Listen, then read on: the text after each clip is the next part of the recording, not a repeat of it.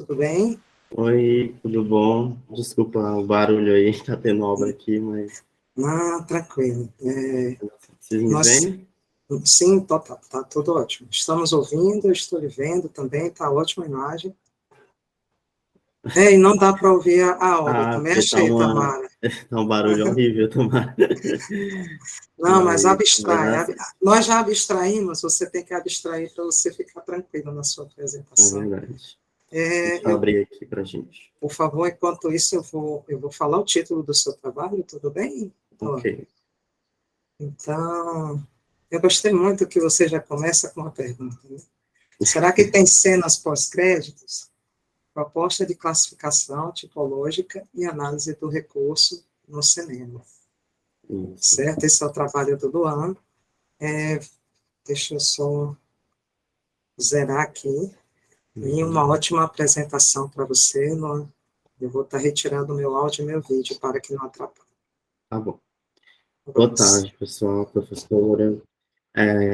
Bom, como a professora já falou, né, esse é o título do meu trabalho, Será que tem cenas pós-créditos? Ele é um trabalho de mestrado em comunicação da UFC, eu sou formado em jornalismo pela UFC, e esse foi meu trabalho de monografia, né, que eu trouxe para o mestrado também como projeto, para explorar mais, trazer novos insights, né, que eu fui percebendo. É um tema que se atualiza muito, né, a cada ano, a cada experiência cinematográfica que a gente vê no cinema, ele é um tema que se atualiza bastante. Então, talvez tenha pano para manga e, de repente, até para um doutorado, enfim, é uma coisa a se ver. Mas, enfim, esse é o meu tema. Opa, pronto. Aqui, pronto.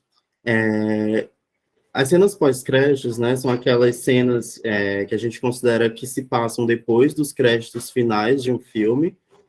Às vezes elas são ali soltas no final, depois dos créditos finais, às vezes vão entre um crédito, de repente tem uma cena, depois tem mais crédito, enfim, tem várias experimentações ali naquele espaço do filme, né, do longa-metragem. E aí eu fui atrás disso, isso me instigou muito, né?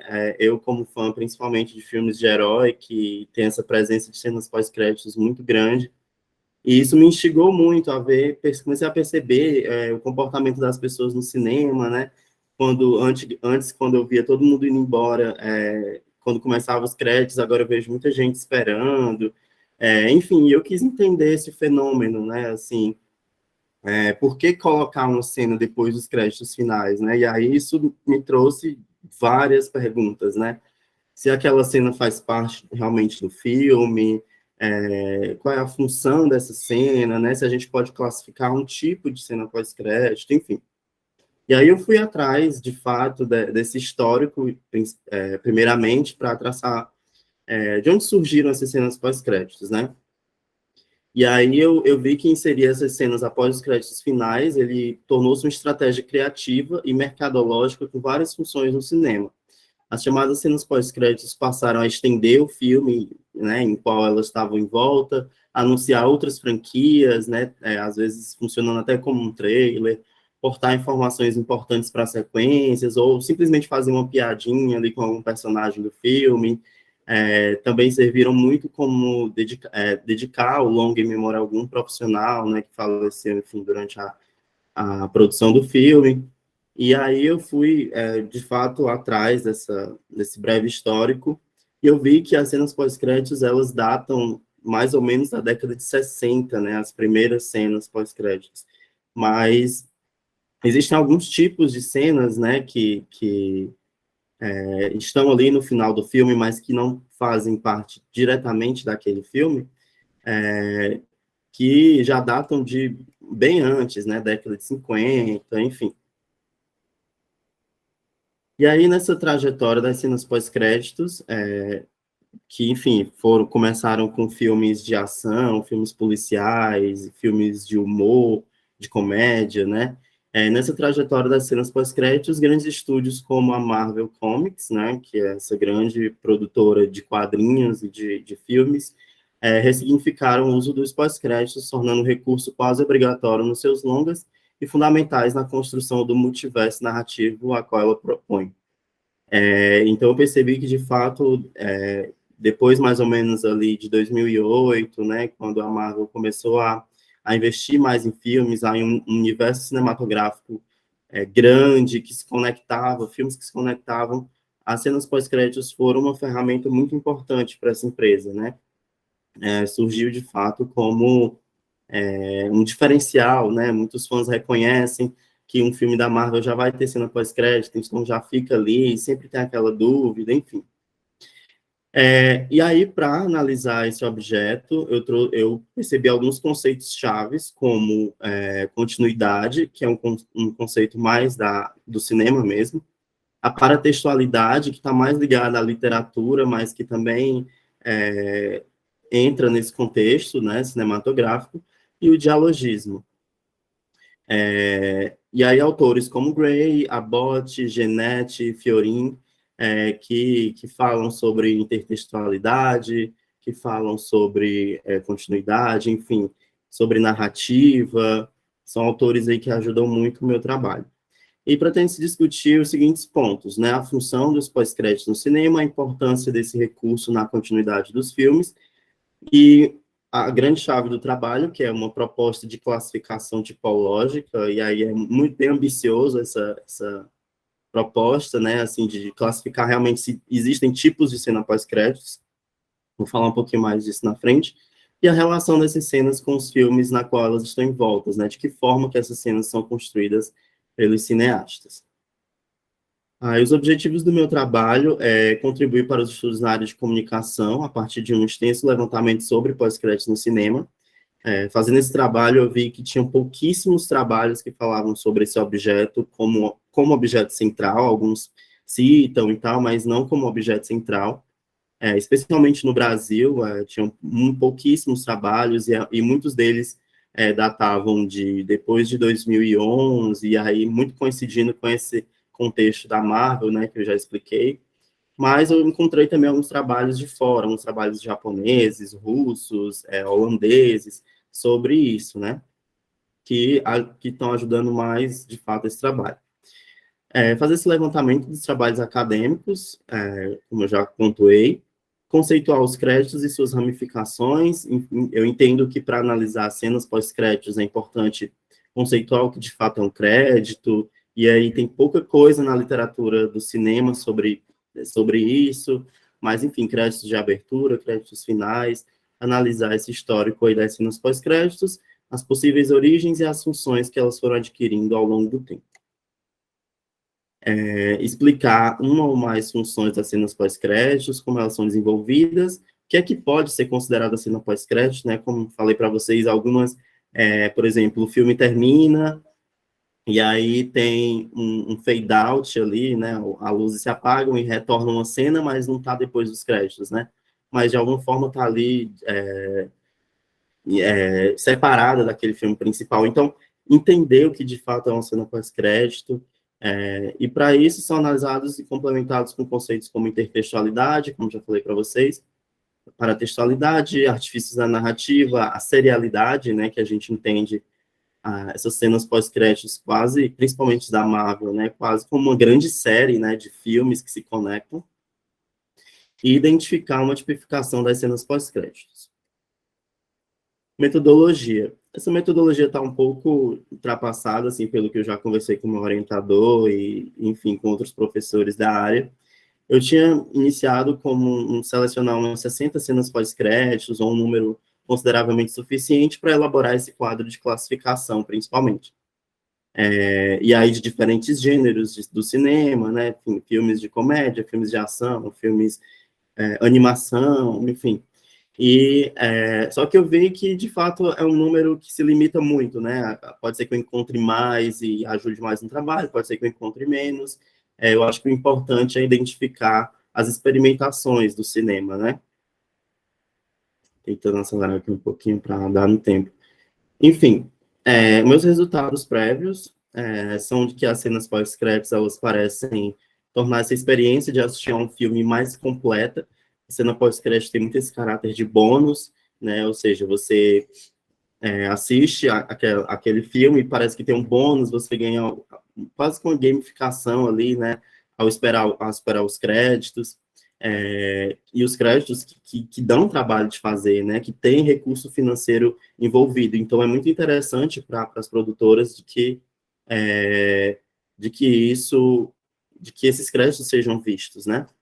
Enfim, e como essas cenas pós-créditos carregam informações importantes para a continuidade de universos narrativos, como eu falei, especialmente esses da Marvel, mas também filmes policiais, às vezes tem um gancho ali naquela cena que vai dar para outro filme, às vezes é o mesmo filme da franquia, às vezes é de uma franquia completamente diferente, e isso eu comecei a perceber que é um recurso utilizado no cinema, mas que também é utilizado em vários outros gêneros, muito na literatura, com os epílogos, muito nos quadrinhos, às vezes nos quadrinhos, né, os finais que tem histórias soltas, paralelas, que vão dar início a outras histórias, mas que não tem nada a ver com aquela história do quadrinho onde ela está inserida, enfim. As próprias séries, novelas, né, aquele no próximo capítulo, enfim, tem muita coisa aí para analisar, mas o meu foco, de fato, é o cinema. E aí a probabilidade é que tenham pelo menos uns 4 ou 5 tipos de cenas pós-créditos, identifico algumas como cenas de gancho, ou seja, né, que vão levar para outros filmes, alguns que são mais cenas dedicatórias, em memória, para alguém que faleceu, como já falei, algumas cenas que são mais um desfecho ali, né, que não coube no filme, aí leva para o pós-crédito de algum personagem, de algum, enfim. Pronto. Aí eu percebo também que as cenas pós-créditos que transitam entre essas tipologias, né, não é uma categorização muito restrita, as cenas que transitam, de fato, entre esses tipos, têm funções que se assemelham, que se cruzam, e aí cada gênero do cinema tem o seu tipo mais predominante. Eu percebo que esses filmes de ação, de heróis, têm essas cenas de gancho, os filmes de comédia têm mais essas cenas de desfecho, né, cenas de destino, ou seja, contar ali só uma piadinha, alguma coisa nesse sentido, mas não necessariamente levar para um outro filme. Em termos de apresentação dos espectadores, a intertextualidade parece ser a grande chave que move os pós-créditos, né? Essas cenas vêm muito em forma de citação, ou seja, a cena que aparece é tal qual aparece no filme que ela está falando, ou no filme que ela já falou. Às vezes é só uma cena que faz essa alusão, ou uma estilização, quando a estrutura é semelhante à cena que já é existente. Conclusão, estudar essas cenas pós-créditos e analisar um fenômeno que parece cada vez mais comum no cinema, quando a gente percebe que os espectadores cada vez mais ficam ao final do longa para ver se tem uma cena pós-crédito ou não. Existem alguns sites e aplicativos, por exemplo, que são especializados nisso, né? Você está lá no cinema, termina o filme, pode entrar nesse site e ver se aquele filme tem ou não uma cena pós-crédito, e aí você fica ou não fica ali, né? Já poupa o seu tempo.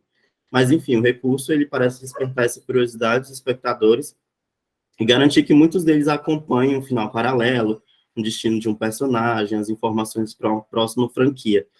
Então, muito nesse caráter narrativo e mercadológico, né? Tem muita publicidade envolvida nisso também. E essas cenas hoje são consideradas fatores determinantes para contextualizar enredos e cada vez mais presentes nos filmes que querem perdurar por mais 2, 3, enfim, infinitas continuações. E é isso, tentei fazer uns 10 minutos, mas obrigado. Muitíssimo obrigada, mano. Passou só um tiquinho, mas nada que a gente não possa administrar. Foi muito bom te ouvir. Muitíssimo obrigada pela sua apresentação. E eu estou fazendo agora a abertura da nossa sala, para que perguntem para o Luan. Não me deixem falar, não, pelo amor de Deus. Alguém pergunte, pessoal. Né, Luan? Liguei até a câmera, professora, para poder falar. Tomara, que bom, que bom. É porque, assim como o Luan, eu também estudo Marvel, né? Então, a gente tem esse universo afim, né? Eu estudo especificamente um filme e ele faz esse trabalhão. Um universo maior. Todas essas cenas, e não só da Marvel, mas também de outros filmes, né? Sim. E aí, a Marvel, ela utiliza muito esse recurso como grande esquema de pirâmide, né, galera? Porque você dívida de jogo, né? Você vai assistir um filme, você acha que aquele filme se completa e se fecha nele mesmo, mas vem uma cena pós-crédito para alimentar a curiosidade do espectador para uma continuação, né? E assim continuar os lucros da Marvel e de outros filmes também, né? É só mais essa provocação, né? Do quanto que isso vai trazer não só dos filmes, né, Tamara? Mas também você fica muito instigado a ler o quadrinho, a consumir blogs, portais, YouTube, né? Para entender isso, assim. É um universo muito grande de... Até porque, no meu exemplo, né? Eu faço uma análise do filme que foi baseado em quadrinhos. Então, aí você fica com aquela coisa. Esse personagem aqui, ele é da mesma forma no quadrinho? O que aconteceu? Qual a diferença? Quem foi que escreveu? E tudo isso, todos esses fatores contribuem para que aquela personagem seja de uma maneira ou de outra, né? No final das contas, é mais isso, que tu vai pegar muito mais essa parte mercadológica também, né? Fazer essa crítica, né? Ao consumo e tal, ou não vai fazer?